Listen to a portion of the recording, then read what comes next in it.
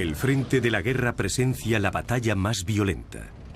Incita a cometer actos extremos por motivos muy complejos. Luchaban por los demás, no por patriotismo, sino por sus compañeros. Les mostraremos los frentes más decisivos de la Segunda Guerra Mundial y nos adentraremos en el corazón del conflicto, con los hombres que lo protagonizaron. Atacaban con divisiones y yo tenía una compañía de artillería con unos 100 hombres. Me quedaba la última caja de munición. No teníamos comida y estábamos heridos.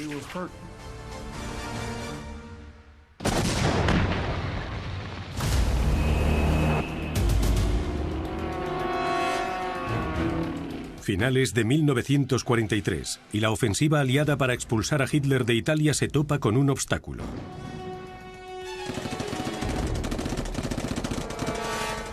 Interminables montañas y rápidos ríos suponen una bendición para los defensores. Italia estaba diseñada para la guerra defensiva, como ya hemos visto. Los aliados comenzaron a darse cuenta de que no solo se enfrentaban a los alemanes, sino también al terreno. A pesar de que Italia ha dejado de lado a Mussolini y se ha alineado con los aliados, los alemanes ocupan el país y no están dispuestos a ceder ni un centímetro.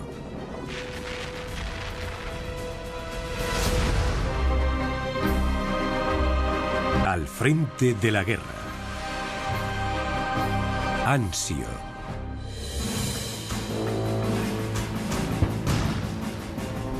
Tras meses de dura lucha, los británicos y estadounidenses han tomado las principales ciudades del sur de Italia, pero se topan con Roma, que sigue bajo un estricto control alemán.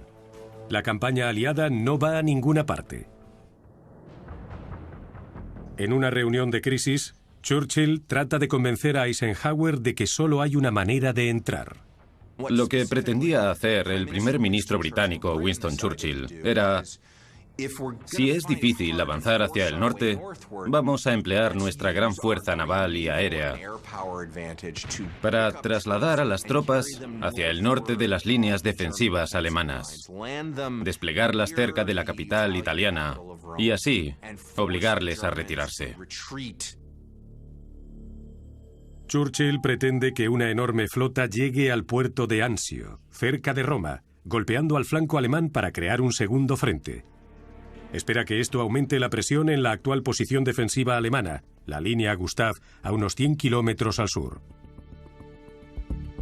La idea era que los refuerzos alemanes se alejaran de la zona de Monte Cassino y de la línea Gustav, que es donde los aliados estaban atacando en ese momento. Churchill cree que este atrevido ataque anfibio podría pillar desprevenido al enemigo y, de tener éxito, dejaría otro importantísimo objetivo aliado descubierto para hacerse con él.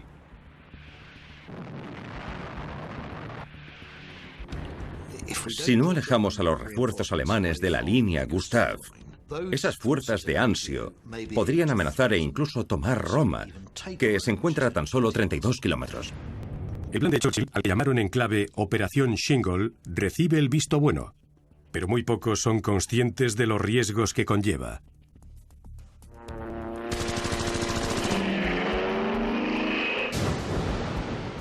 Los aliados aún recuerdan la matanza que supuso otra operación anfibia tan solo unos meses antes. El ataque de Salerno, situada en la misma costa que Anzio, se cobró 1.800 vidas. Y hay otro problema en el seno de los altos mandos aliados. El general encargado de planear la Operación Shingle para el Quinto Ejército estadounidense es el ambicioso y arisco Mark Clark. Su superior es el capitán general británico Harold Alexander, comandante supremo aliado del Mediterráneo.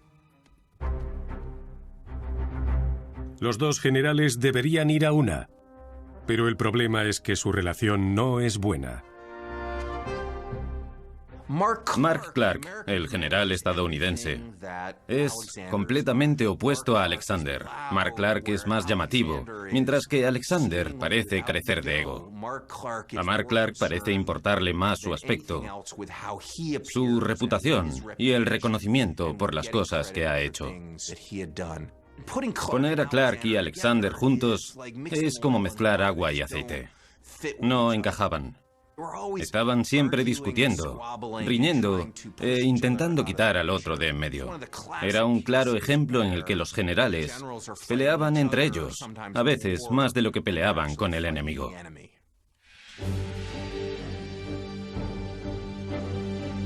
Por si esto fuera poco, le encargan la puesta en marcha en la Operación Shingle a un general que no está a la altura. El general estadounidense al que encargaron esta operación fue John Lucas. Era un hombre bastante taciturno y pesimista. Tenía sus dudas acerca de la operación, si los alemanes defenderían el puerto de Anzio de forma eficaz y si todo el plan supondría una trampa mortal para sus tropas.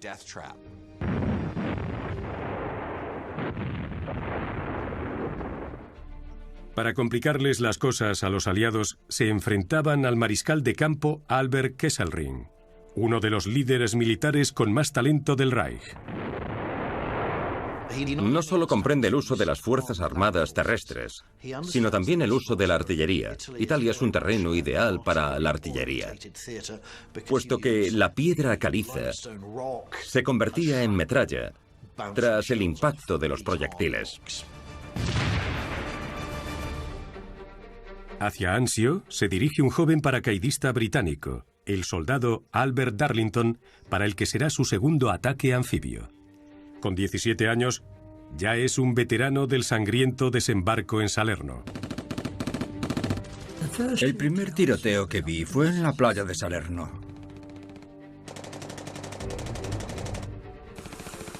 Llegas hasta la playa y el agua estaba muy profunda. El agua puede llegarte por las rodillas, pero a nosotros nos llegaba por aquí. Así que empiezas a agobiarte y a soltar todo el equipo. Finalmente llegas a la orilla y empiezan a dispararte. Si el de la ametralladora empieza a barrer la playa a disparos, es probable que te alcancen. Te agachas lo más rápido posible y huyes de la playa. Ese fue el primer tiroteo que viví. Para lograr que los hombres lleguen a tierra en un ataque anfibio, es necesario contar con un enfoque muy bien coordinado y planificado. El motivo por el que las operaciones anfibias son tan difíciles es que necesitas varios servicios juntos. Es complicado que regimientos diferentes trabajen juntos, pero conseguir que varios servicios como el ejército de tierra, de aire y la armada trabajen juntos por un objetivo común es casi imposible. Churchill quiere que el ataque anglo-estadounidense sea rápido y potente y que suponga un golpe letal para los alemanes. Pero existían otras prioridades más importantes para los hombres y las armas para que el ataque de Anzio fuera posible. Los generales aliados no solo se centran en Italia, sino en el inminente desembarco en Normandía.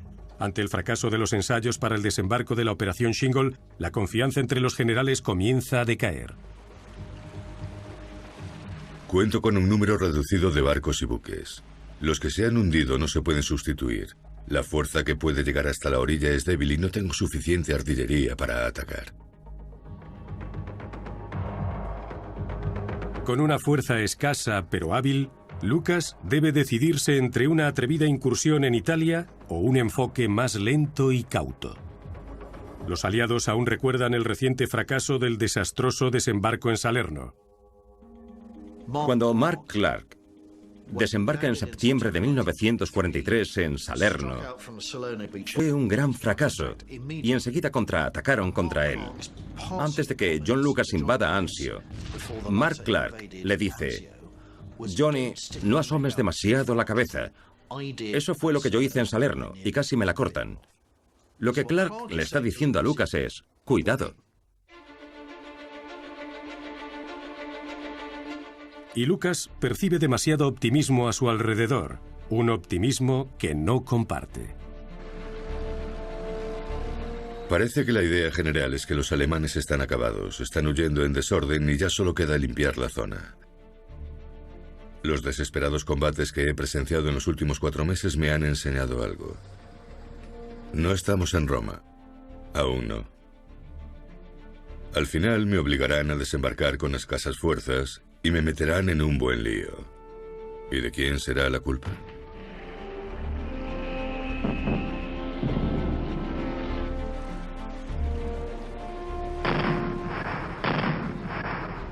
Lucas exige más tiempo, pero se lo rechazan. Solicita más buques anfibios y se los vuelven a negar. Se fija la fecha del ataque, el 22 de enero de 1944. El elemento principal de un ataque anfibio son los navíos desarmados. Transportan a las tropas, los suministros, el combustible, la munición y es la parte central de una flota anfibia dispuesta a atacar.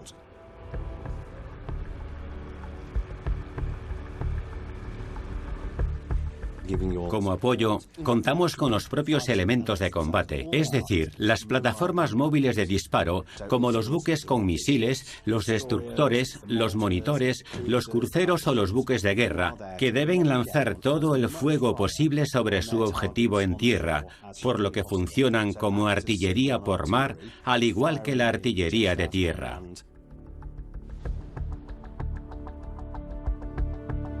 Del primer ataque se encargarán 2 divisiones de infantería, a las que preceden notables victorias. La primera división británica luchó en Dunkerque y el norte de África, y en la tercera estadounidense son veteranos de Túnez y Sicilia. En las operaciones anfibias de Anzio nos encontramos con buques muy pequeños, normalmente con un par de pelotones, 50 o 60 hombres que son los que cuando baja la rampa se dirigen a la playa y llevan a cabo el primer ataque. El sábado 22 de enero de 1944 comienza la Operación Shingle. Con el recuerdo de la matanza en las playas de Salerno, el joven Albert Darlington y sus compañeros se preparan para lo peor. No puedo decir que no tuviera miedo, porque es imposible no tener miedo cuando te están disparando y ves sangre derramada por todas partes. Sangre por aquí y por allí. Estás preocupado y asustado, pero hay que seguir. Hay que moverse y esconderse detrás de algo para protegerte. Una roca, una montaña de arena o lo que sea. Finalmente, si tienes suerte, llegas a la orilla.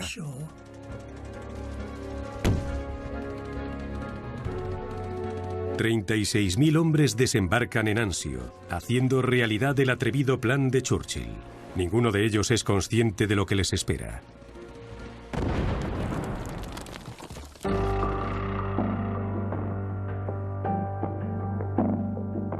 Sobre la 1:40 oímos disparos desde los buques invasores.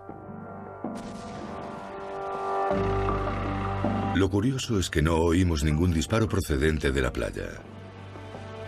Comencé a bajar la rampa. Con el fusil por encima de la cabeza avancé.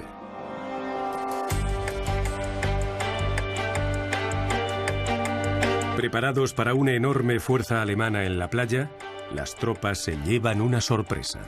Las tropas aliadas que entraban en Anzio se sorprendieron por lo fácil que fue. Apenas hubo disparos. Yo creo que no había ningún alemán que fuera a dispararnos. El puerto estaba prácticamente vacío de fuerzas alemanas. Incluso en los montes que rodeaban Anzio, no había ningún puesto defensivo.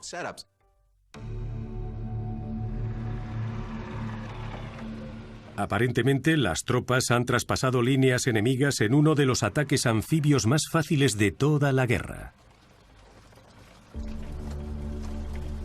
Había funcionado la idea de Winston Churchill. Habían sorprendido a los alemanes. Habían conseguido desembarcar una gran fuerza tras las líneas defensivas alemanas y se les abría el camino hacia Roma. Los generales aliados no se creen la suerte que han tenido. Han pillado a Hitler desprevenido y tienen la oportunidad de echarlo de Italia para siempre. El motivo de tal ausencia de oposición será evidente más tarde. A lo largo de toda la guerra, la inteligencia cometió algunos errores, y esto fue uno de los puntos débiles de los alemanes. Los servicios de inteligencia alemanes habían informado a Kesselring de que no debía temer una invasión aliada en el Mediterráneo. Confiando en esta información, a Kesselring no le preocupaban demasiado sus flancos. El error de Kesselring es una bendición para la invasión aliada, que ven abierto el camino hacia Anzio y el interior. El general Lucas debe elegir entre adentrarse en el corazón de Italia con una escasa fuerza o aguantar y consolidar su posición. Es una decisión que lo atormenta. ¿Qué hace? Podría entrar de inmediato y dirigirse hacia Roma, que está muy cerca y apenas hay alemanes en los alrededores. Pero ¿qué pasa? Le han advertido que sea cauto, algo que ya lo caracteriza, por lo que decide preparar su defensa y disponer toda la logística primero. Pero la cautela supone arriesgarse a perder la oportunidad que ofrecía el éxito del desembarco y el error de Kesselring. Los superiores militares de Lucas, Clark y Alexander, esperan nerviosos, preguntándose cuándo se adentrará su general en Anzio. Desde un punto de vista militar, la decisión de Lucas de afianzar su posición en la playa tenía motivos que la apoyaban. Sin embargo, dadas las circunstancias, ante la falta de resistencia al desembarco y tan poco movimiento de tropas alemanas, era el momento perfecto de lanzar un ataque de órdago y adentrar a sus hombres y su equipo en el interior lo antes posible y lanzarse hacia el enemigo. Sin duda, su decisión militar no fue la acertada. Lucas se opuso a ello. Los alemanes jamás habían dudado en reaccionar de manera rápida y decisiva. Y esto constituye una buena comparación entre los dos ejércitos en ese aspecto. Puede que Kesselring haya recibido el mensaje equivocado, pero sabe cómo responder al ataque sorpresa de los aliados. Cuando se entera del desembarco aliado en Anzio 2 horas más tarde, las tropas de reserva alemanas se ponen en marcha para contener o atacar a las fuerzas aliadas y que regresen al mar. Mientras evalúan la situación en la playa, Lucas y Clark estiman que las tropas alemanas tardarán 6 días en llegar con una fuerza significativa. Será una valoración errónea y catastrófica. Las 2 primeras divisiones tan solo tardaron 2 horas en llegar al frente de Anzio. Esto se explica por la capacidad general del ejército alemán de reunir a sus fuerzas en ese momento concreto. De cada rincón de la Italia ocupada, las tropas alemanas, los blindados y los suministros se apresuran hacia el sur. Esta celeridad se debe a una magnífica infraestructura logística. La clave para comprender las fuerzas armadas alemanas es el ferrocarril. En 1944, con todo el territorio ocupado, los alemanes cuentan con unas 50.000 locomotoras y 3 millones de piezas de material rodante. Es decir, un asombroso empleo del ferrocarril. Kesselring decía, llevad al frente todas las tropas de reserva, da igual de dónde vengan. Necesitamos tropas que defiendan Roma de este desembarco en Anzio, que vengan de donde sea. Y los ferrocarriles estaban abarrotados de vagones de carga y de pasajeros que transportaban a las tropas y todo su equipo hasta Anzio. En una semana, un paisaje vacío de tropas alemanas se encuentra abarrotado con más de 70.000 hombres. Se encuentran con un asombroso número de fuerzas alemanas que han conseguido reunir y que superan a las de Lucas, que de repente, por su carácter cauto, es como el conejo sorprendido por unos faros. Se queda completamente paralizado.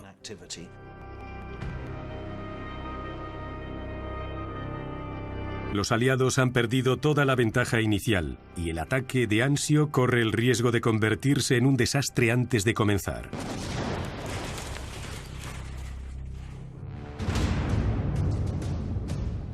3 días después del desembarco, casi 2 divisiones completas de tropas alemanas avanzan hacia Anzio. Bajo el liderazgo de un brillante general de la Wehrmacht, Eberhard von Mackensen, los alemanes construyen un gran muro alrededor de Anzio, formado por paracaidistas de élite, granaderos Panzer y unidades Panzer. Lucas, empujado a la acción por sus superiores, ordena un avance para tomar puntos estratégicos en un perímetro previamente planificado en el interior de Anzio. Incluso ahora, parece que los aliados podrían lograr la victoria a pesar del aumento de las tropas alemanas. Desde el punto de vista aliado, contaban con efectivos y podrían recibir más. Por supuesto, también poder naval, buques de guerra, cruceros, lo cual supondría fuego pesado contra los defensores. También contaban con el control del aire. En cuanto a los alemanes, no controlaban el mar ni el aire, pero se encontraban en una posición elevada y eso era clave en Anzio. Les permitía emplear sus recursos, que eran la infantería, los cañones de infantería, los obuses, que podrían situar en las colinas y disparar con más acierto contra los aliados en la playa. Lucas ordena un ataque sobre Aprilia. Espera convertirla en una fortaleza defensiva, pero se encuentra que su enemigo ya se había establecido allí. Los alemanes ya estaban instalados allí y nosotros bombardeamos, pero no sirvió de mucho. Atacamos y los alemanes salieron, pero contraatacaron y nos pusimos en marcha. Cuando lanzaban uno de sus famosos contraataques, te asustabas mucho y si no estabas preparado, tu primera reacción era dejarlo todo y salir corriendo.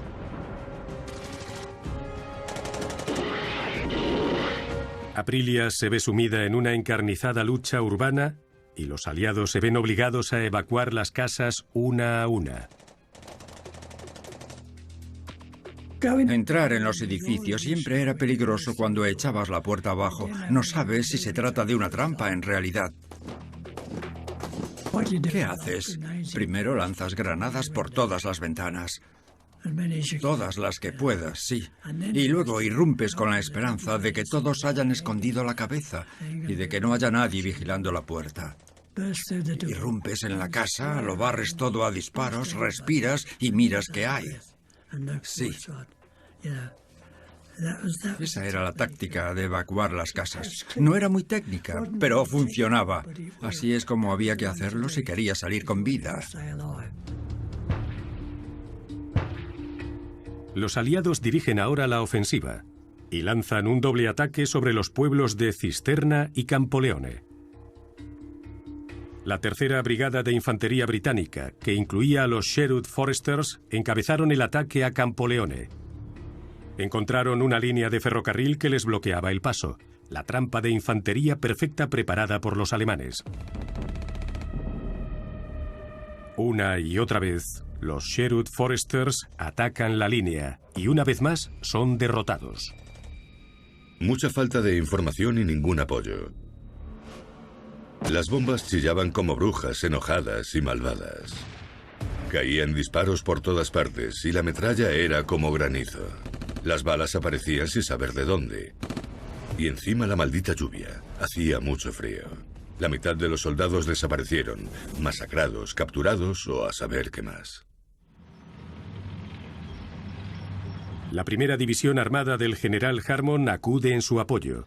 Entonces, el general descubre el motivo del lento avance de los Foresters.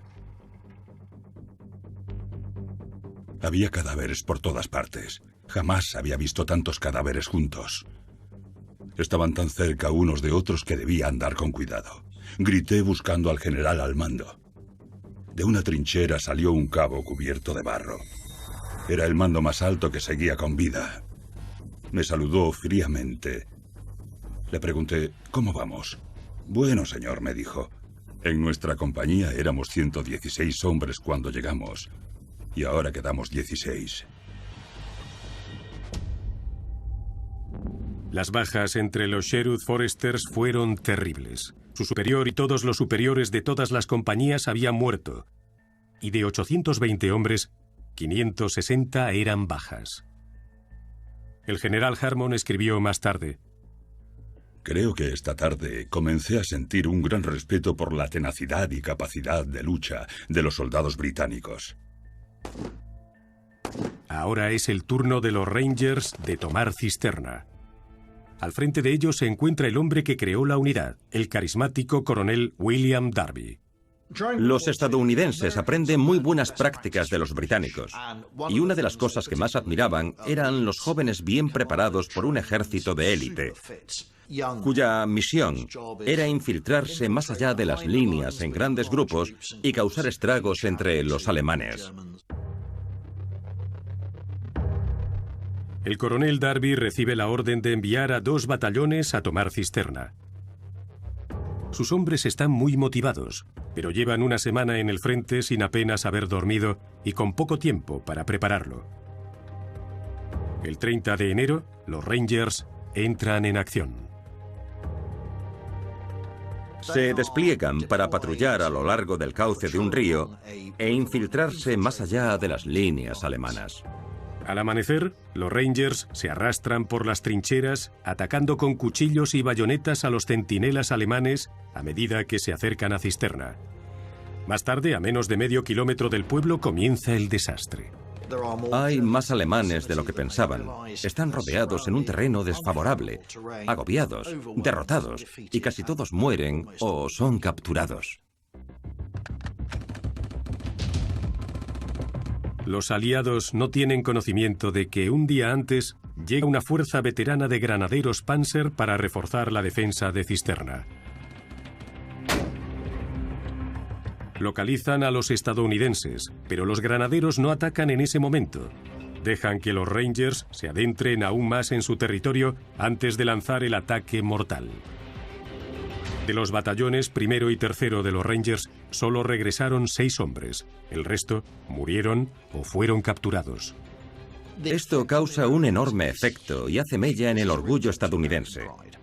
Supone la pérdida de tropas muy capaces, así como de todo su equipo, en un momento en que escasean los efectivos en el Mediterráneo y Anzio no está saliendo bien. La propaganda alemana funciona a plena marcha y hacen desfilar a los Rangers capturados por Roma. Lo mejor de las fuerzas especiales estadounidenses protagonizan muchos artículos de las noticias alemanas. Frente del sur de Italia. Nuestras tropas frenaron el avance de los británicos y estadounidenses desde Netuno, desde donde el enemigo quería conquistar Roma. Más de 4.000 prisioneros han sido capturados en las batallas acontecidas en la zona de Netuno.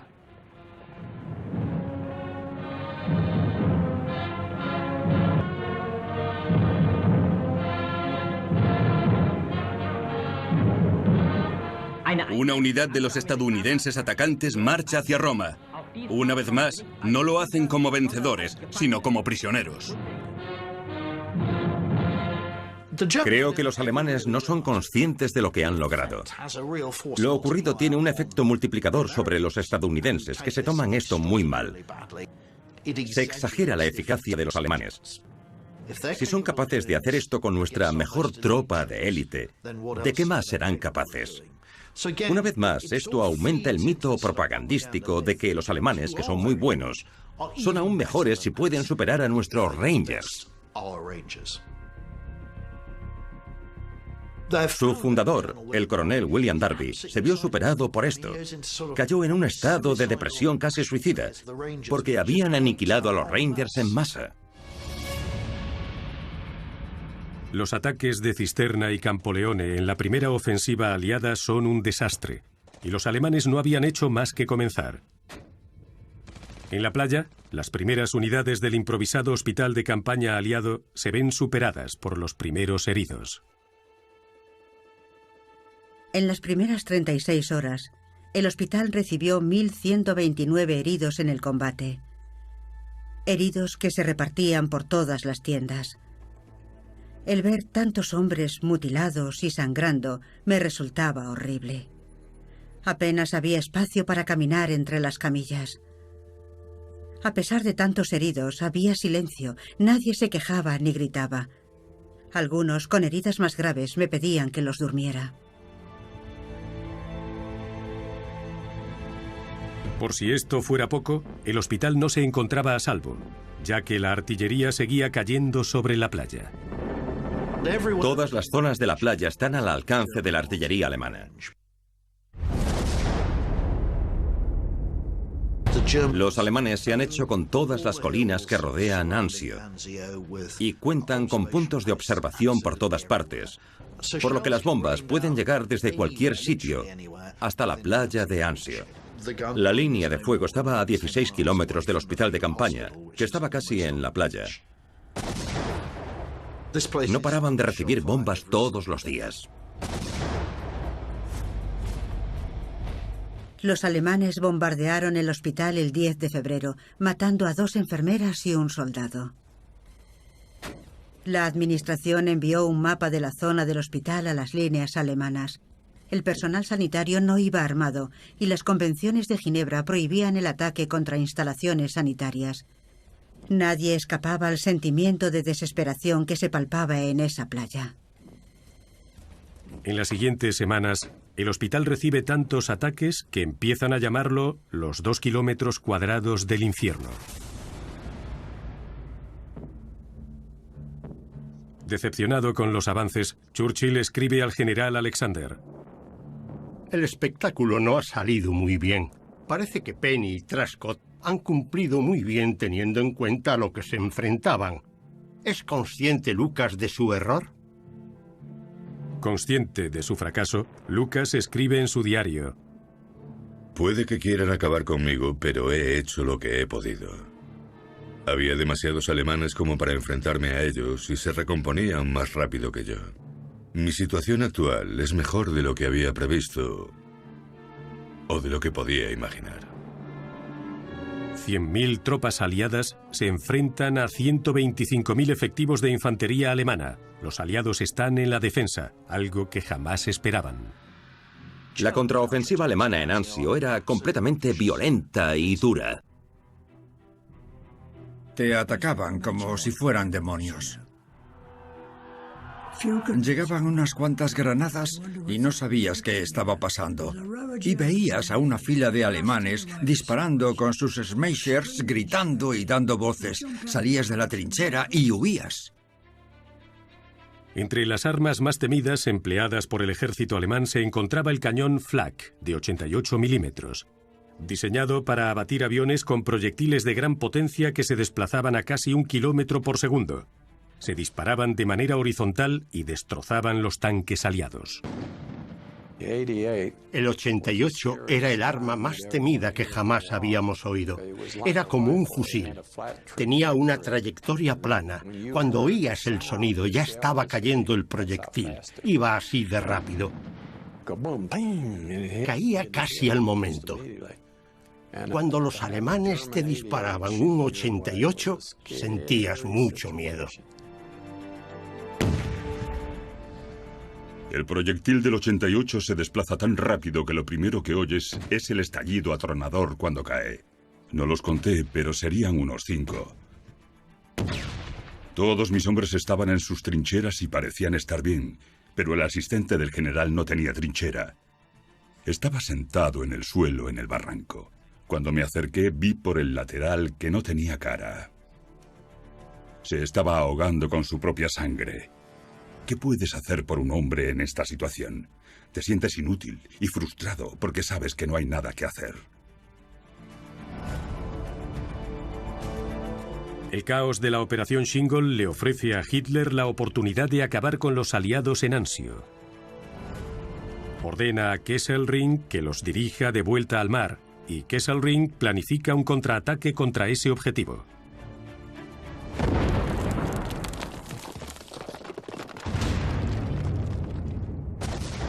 A las 6 de la mañana, los alemanes anuncian su ataque con una lluvia de artillería. Von Mackensen dirige a sus unidades más potentes contra las líneas estadounidenses. Las órdenes de Hitler son presionar hasta haber recuperado toda la playa. Si llegan hasta ti y ejercen presión, lo único que puedes hacer es ir hacia el mar. Al día siguiente, los alemanes abren una brecha de más de 3 kilómetros de ancho en el frente estadounidense y avanzan más de 1 kilómetro. A poca distancia del mar, von Mackensen emplea todos sus recursos. Los aliados emplean toda su potencia de fuego y disparan todas las armas posibles contra los alemanes, además de enormes ataques aéreos. Nunca he estado más asustado. Todos lo estábamos. Antes del combate, miré a mi compañero y nos dimos la mano. La orden era avanzar y nos adentramos entre balas, granadas, mortero y proyectiles. Nos estaban esperando. No teníamos opción. A mi compañero Billy lo mató un francotirador. A mí me dispararon en el hombro y me evacuaron. Tuve suerte. De todo nuestro pelotón de 35 hombres, solo sobrevivimos 10.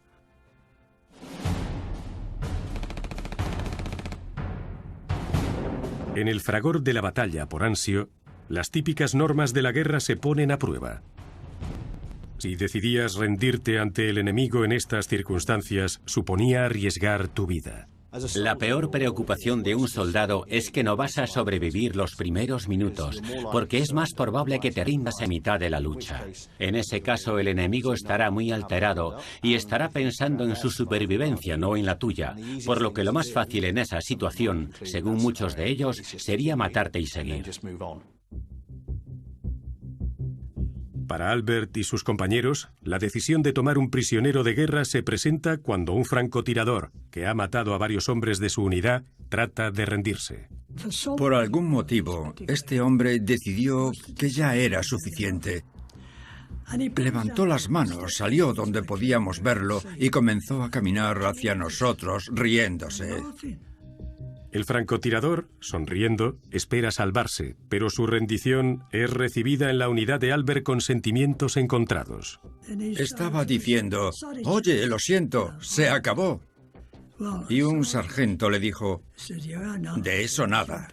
Pegó un salto con un subfusil Thompson, se levantó y lo acribilló en mitad del campo. A este sargento no le pareció gracioso, y no me extraña, porque había acabado con 2 o 3 de los nuestros, y todos nos preguntábamos, ¿dónde está el maldito francotirador? Y de repente sale así sabiendo que no le vamos a disparar. Pero se equivocó. Le dispararon. Las convenciones de Ginebra son muy claras. Cuando un soldado levanta las manos con la intención de rendirse, no debes abrir fuego contra él, sino tomarlo prisionero y alejarlo de la zona de peligro lo antes posible.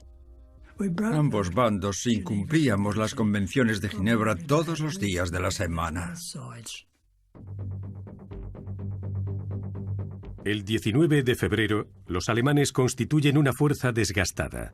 La orden de Hitler de hacer retroceder a los aliados con un contraataque decisivo ha fracasado. Casi 5.500 alemanes yacen muertos en uno de los campos de batalla más pequeños de la historia, y más de 200 efectivos aliados han muerto. Puede que se haya frenado el avance alemán, pero los aliados están arrinconados en una estrecha franja de costa.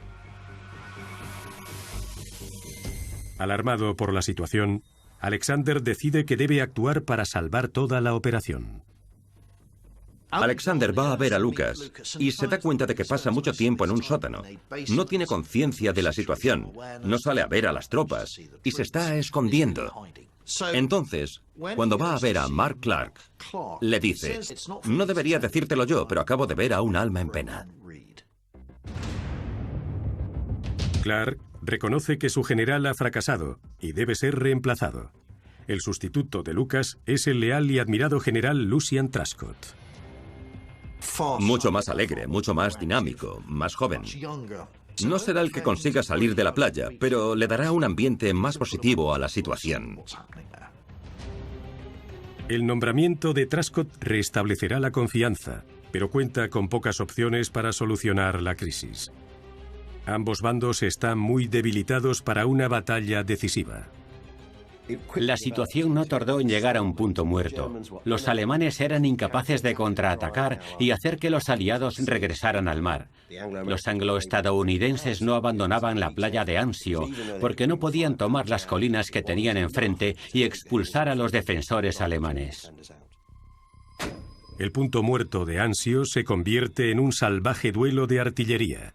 La única esperanza de supervivencia para la infantería se encuentra bajo tierra. Yo sobreviví a Anzio cavando trincheras. Si me paraba en algún lugar, cavaba un agujero y siempre tenía uno listo para meterme. Lo hice muchas veces. Recibíamos disparos constantemente. Prácticamente todos los días nos bombardeaban. Es increíble cómo llegas a acostumbrarte a tantos bombardeos. Me he visto en situaciones en las que no paraban de caer bombas y ya ni siquiera me giraba para mirar. Vaya, ya estamos otra vez. Si te tocaba morir, morirás. Si no, no te pasará nada. Los aliados y los alemanes se atacan mutuamente con todo lo que tienen. La superioridad aérea permite a los aliados golpear al enemigo con pesados bombardeos aéreos. Y los alemanes despliegan la mayor pieza de artillería de su arsenal. Con capacidad de disparar un proyectil de 255 kilos a más de 60 kilómetros, el Krupp K5, de 200 toneladas, aterroriza a la infantería aliada. Lo llaman Anzio Annie.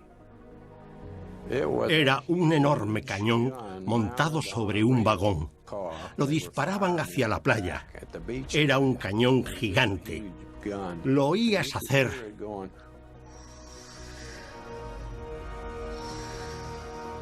Mientras atravesaba el aire. Y cuando golpeaba la granada, podría echar abajo casi un bloque entero. Siempre estábamos pendientes de Anzio Annie, porque oías ese ruido sibilante volando sobre tu cabeza. Además del enorme cañón, e igualmente temidas y despreciadas, están las pequeñas bombas de racimo, pensadas para destrozar a las tropas en trincheras abiertas.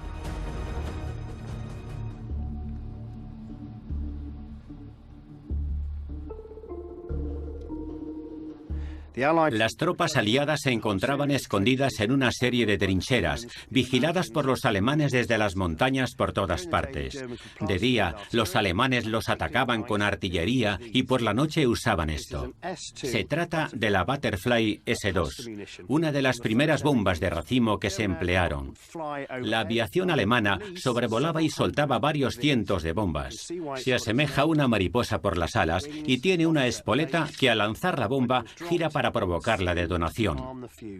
Lanzaban cientos de ellas de una vez y cubrían el campo de batalla, por lo que si estabas en una trinchera abierta como esta, no tenías protección. Podían detonar con el impacto, podían ser de detonación retardada, de manera que creías que no había peligro, o peor aún, que se activara con el movimiento y al golpearla o lanzarla explotase. Las tropas de Anzio la detestaban. Sin duda alguna, los soldados aliados odiaban la mariposa.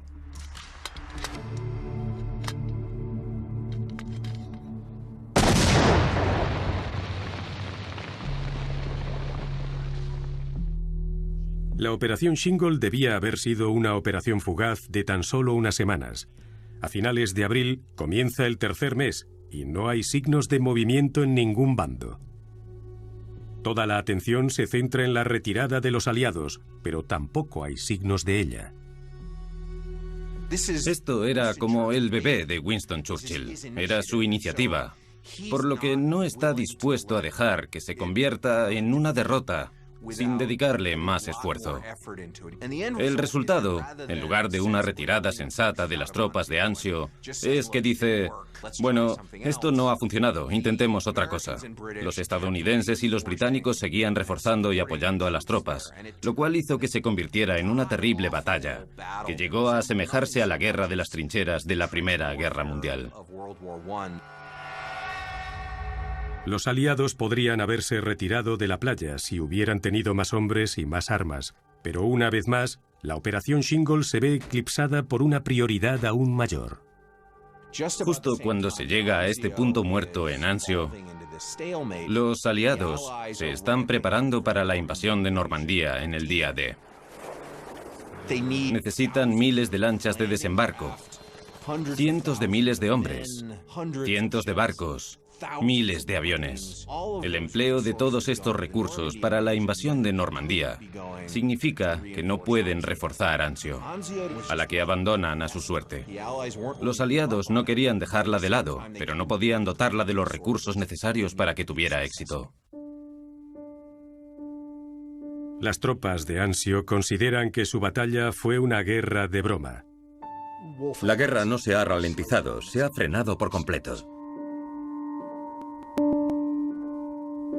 La vida en una trinchera es una existencia como la de un topo subterráneo. No te apetece nada salir de la trinchera. Duermen de día y salen a patrullar de noche.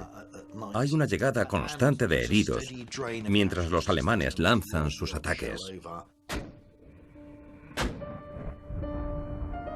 Estábamos apostados allí y los alemanes estaban a 180 metros. Podíamos vernos y de vez en cuando salíamos a atacarnos. Esta situación de punto muerto a veces puede desencadenar horribles enfrentamientos. Las patrullas se convierten en batallas sangrientas, en las que la infantería se enfrenta al enemigo a corto alcance. La evacuación de una casa también puede terminar siendo una carrera desesperada por matar o terminar muerto. Empleábamos una táctica muy frecuente. Echaba la puerta abajo. Lo barría todo a disparos y acababa con todos. Recuerdo dispararle a un alemán que estaba al pie de una escalera. Entré, empecé a disparar, cayó y pasé por encima de su cuerpo. Se quedó allí tumbado. Lo miré y pensé, vaya, es tan joven como yo. Y me sentí podrido. Como si no se pudiera matar a alguien de tu edad. A finales de abril, y con el desembarco de Normandía a tan solo unos meses, los aliados deben aprovechar todas las ventajas estratégicas que se les presenten. La salida de Anzio es ahora una prioridad, y el general Alexander diseña un plan para solucionar el problema y ejercer una gran presión sobre los alemanes a tiempo para el día D en Francia. Con una doble jugada, Alexander pretende atacar dos ejércitos alemanes con un movimiento de pinza y expulsar para siempre a los alemanes de Italia. Los aliados de Monte Cassino obligarán a los alemanes que defienden el monasterio a retirarse hacia el norte, hacia Roma, justo cuando las tropas de Anzio abandonan la playa para atraparlos. El plan de Alexander es la fusión de estos dos campamentos aliados, los de Monte Cassino y los de Anzio. Van a juntarse para atrapar a los alemanes. Y es primordial que los aliados de Anzio no se vayan demasiado pronto, porque los alemanes se enterarían de lo que está pasando. El éxito del plan depende de ajustar los tiempos y lograr una coordinación excepcional entre el mariscal de campo Alexander y Mark Clark. Si diera resultado, podrían lograr una victoria decisiva para los aliados en Italia. La bautizan como Operación Diadema y se pone en marcha el 11 de mayo con un gran ataque a las líneas alemanas en Monte Cassino. Las tropas procedentes del sur atacarán a los alemanes en una dirección y las procedentes de Anzio los atacarán en otra. Los alemanes estarán rodeados, destruirán sus ejércitos y será el final de la campaña italiana porque ya no quedarán tropas alemanas en Italia. El 23 de mayo los aliados se marchan de Anzio, mientras que por el sur, Alexander, por fin, se adentra en la línea Gustav y obliga a los alemanes a ir hacia el norte. Realmente todo salió muy bien. Los alemanes no tardaron en retirarse con los aliados pisándoles los talones.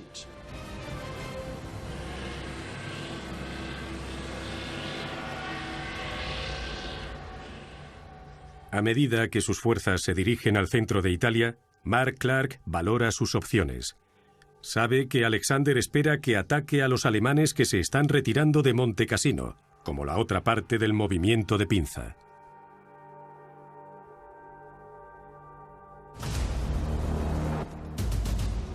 Mark Clark, siempre en busca de publicidad, contaba con un equipo de prensa de 50 personas encargadas de las noticias y las comunicaciones. Por tanto, envía a sus tropas no solo a bloquear el paso del ejército alemán, incumpliendo las órdenes, sino a dirigirse hacia Roma, porque sabe que así estará en los titulares de los periódicos de todo el mundo. El liberador de Roma. Se trata de una de las ciudades más famosas del mundo. Es lo último que quiere Alexander, y resulta ser un desastre para la operación Diadema. Lo que Clark debía hacer no era dirigirse hacia Roma, sino perseguir a los defensores alemanes para que los atacantes aliados del sur pudieran marchar hacia la capital. Pero, conociéndolo, no le bastaba con eso. Él tenía que ser quien liberara Roma. Todo salió catastróficamente mal. Porque, ¿qué ocurre? Dejan escapar a los dos ejércitos alemanes y el frente italiano, que podría haber acabado en mayo de 1944, continúa hasta el 1 de mayo de 1945. Es decir, 12 meses más de batalla. Se trata de una desobediencia muy grave. Y si no hubiera ocupado un cargo tan alto, el castigo habría sido considerable. El ansia de publicidad de Clark no da los frutos que él esperaba. Será más recordado por su desobediencia y traición a la Operación Diadema que por la liberación de Roma. Hay quien dice, Mark Clark, te has manchado las manos de sangre. Te dieron la oportunidad de contenerte y derrotar a los alemanes en retirada. No la aprovechaste y en lugar de eso te quedaste en Roma a coleccionar abrigos de piel. En lugar de poner fin a la campaña italiana, un año más tarde, los soldados británicos y estadounidenses seguirán muriendo mientras luchan con lo que queda del ejército alemán en Italia. Mi división perdió a 3.000 hombres que murieron o resultaron heridos en los 3 primeros días. Las calles estaban atestadas de cadáveres y edificios derrumbados. Había fuego por todas partes, de la artillería o de fósforo blanco. Nos ahogábamos con el humo y el polvo de los edificios derrumbados. Seguro que el infierno no era muy diferente. A Albert Darlington se le acabó la guerra bruscamente la Navidad de 1944 cuando salió a patrullar en el Valle del Po. Un 88 milímetros. Me alcanzó en ambas piernas, en el estómago. Esta mano quedó destrozada. Y esta también se me rompió. Tardé 5 años en poder andar bien. Incluso entonces tenía una prótesis en la pierna. Sí. Pero Albert tuvo suerte. En el último año de la guerra en Italia, entre 60.000 y 70.000 hombres perdieron la vida antes de que la victoria en el norte de Europa pusiera punto final al conflicto.